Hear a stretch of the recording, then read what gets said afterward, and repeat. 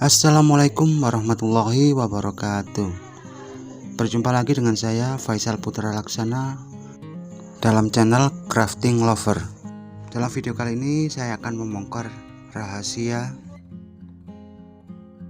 okulasi dan sambung pucuk nangka yang bagi sebagian orang masih sangat sulit untuk dilakukan dan tingkat kegagalannya masih sangat tinggi.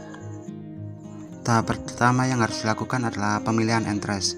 Pilih entres dari pucuk yang berdaun full tua.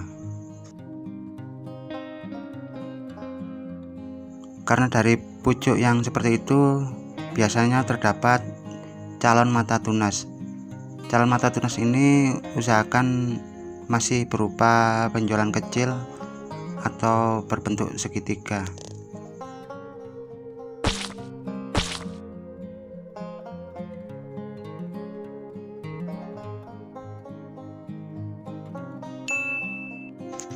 Lalu silahkan potes semua daun. Kemudian ini yang tidak kalah penting, rendam entres ke dalam air bersih selama 10 hingga 15 menit. Tujuan perendaman ini adalah menghilangkan getah, karena getah inilah yang akan menghalangi kambium, entres dan seedling bersatu, dan faktor yang paling besar menyebabkan kegagalan sambung menyambung nangka. Oke, kita kembali ke video. Untuk kegiatan okulasi silakan potong entres tiap satu mata tunas. Kemudian potongan-potongan tersebut direndam di air yang bersih. Silakan lakukan pengadukan bila perlu.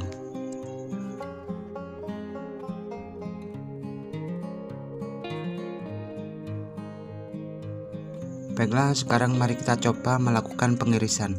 Apakah entres tersebut masih mengeluarkan getah?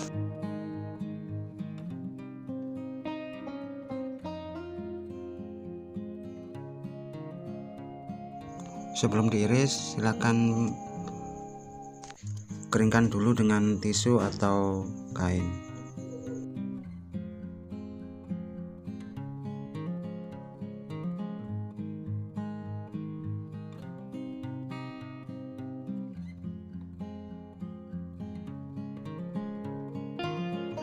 Dan inilah hasilnya.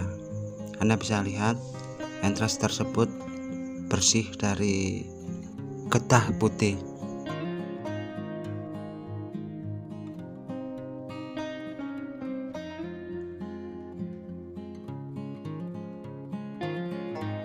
Dan pada bagian potongan pun juga bersih dari getah. Baiklah, kita sekarang masuk pada tahap sambung pucuk. Pada tahap sambung pucuk ini juga perlu dilakukan pembersihan getah. Lakukan pengelapan pada bagian yang kita potong. Seedling atau batang bawah yang kita potong ini akan tetap mengeluarkan getah selama beberapa menit, tapi nanti akan berhenti dengan sendirinya. Jadi lakukan terus pengelapan sampai getah berhenti mengalir. Jika getah sudah tidak mengalir, kita eksekusi bagian entresnya. Seperti biasa, kita sayat di kedua belah sisi. Sayatan pertama panjang dan sayatan sisi lainnya agak pendek. Sayatan model seperti ini untuk menyiasati jika entres berukuran jauh lebih kecil daripada seedling, agar kita tidak perlu lagi membuat belahan pas di tengah seedling. Sebelum melakukan penyayatan pada seedling, kita cek kembali apakah masih ada getah. Jika ada, kita lakukan pembersihan lagi. Kemudian kita lakukan penyayatan seperti yang terlihat pada video. Karena besar entres lebih kecil daripada seedling, kita lakukan penyayatan seukuran kurang lebih seukuran entres. Jika pemasangan entres dan sliding sudah dirasa presisi, kita bisa lakukan pelilitan. Di sini saya menggunakan lilit mumi atau lilit total. Lilit semua bagian sambungan.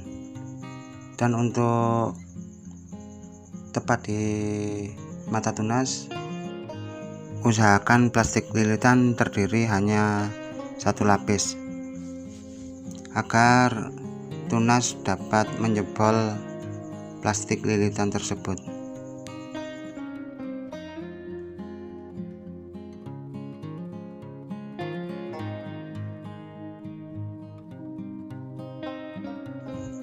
Baiklah, untuk selanjutnya kita masuk pada tahap okulasi atau tempel mata tunas.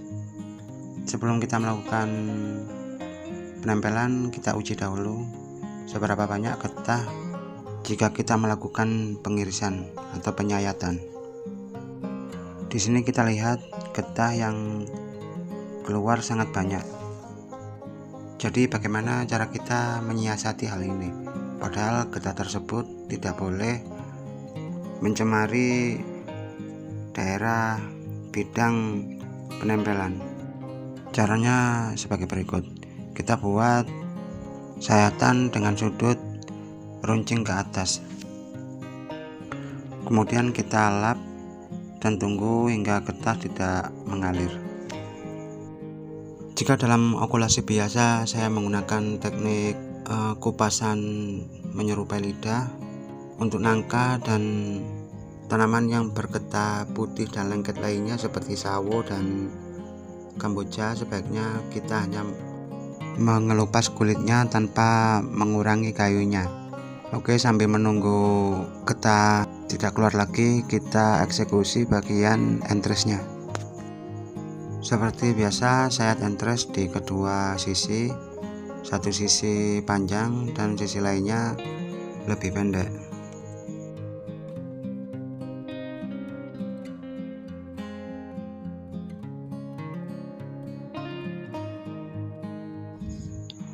Sayat serapi dan selurus mungkin.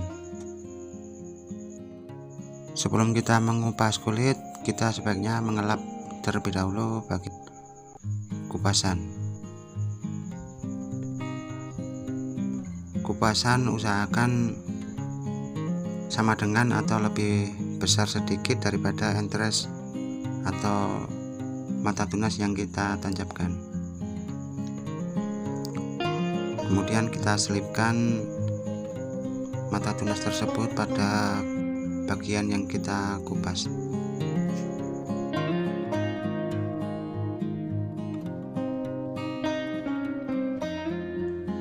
Kemudian seperti biasa kita lilit. Di sini saya menggunakan plastik wrap seperti yang tersedia dalam toko-toko atau minimarket terdekat. Lilit total dari bagian bawah ke atas. Dan seperti biasa, untuk titik mata tunas jangan sampai double atau dua lapis, cukup satu lapis saja.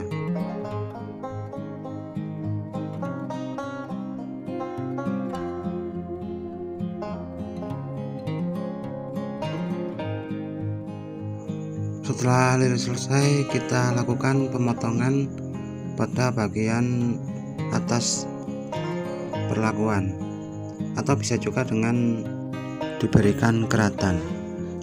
Dan yang perlu diingat adalah potongan atau keratan harus di atas bekas daun atau bekas mata tunas. Jadi seperti yang terlihat dalam video, ini adalah bidang perlakuan, dan ini bekas daun atau bekas mata tunas, dan ini adalah potongan atau bisa juga keratan. Karena jika kita melakukan pemotongan atau pengeratan tepat di atas bidang perlakuan, maka kemungkinan gagal semakin besar karena bagian di atas bekas daun atau bekas tunas tersebut rawan kering karena tidak ternutrisi.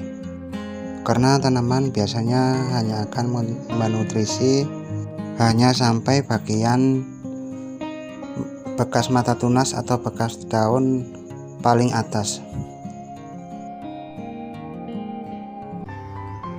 Baiklah, ini adalah penampakan sambungan usia sekitar 23 hari.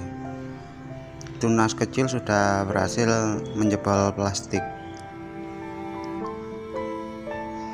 Dan jika kita melihat ada tunas liar di bawah sambungan atau di batang seedling, wajib kita buang.